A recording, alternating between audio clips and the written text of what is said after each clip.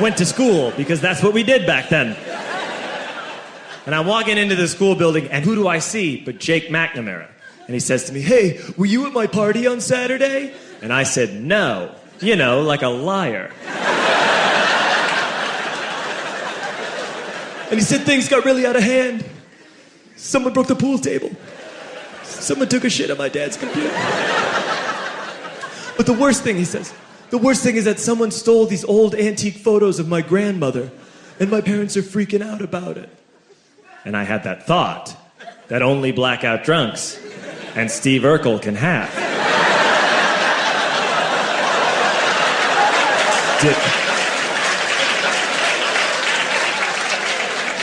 Did I do that? I figured, no, I wouldn't have done that.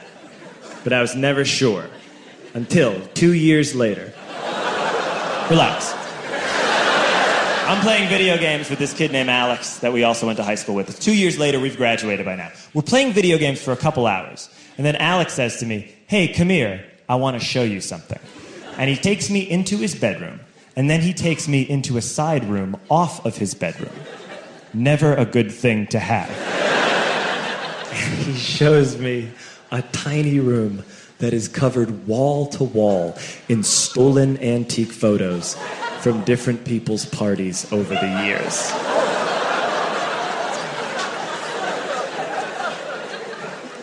And I said, "Why?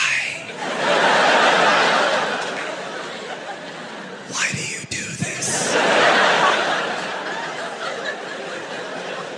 And Alex said, "Because it's the one thing you can't replace."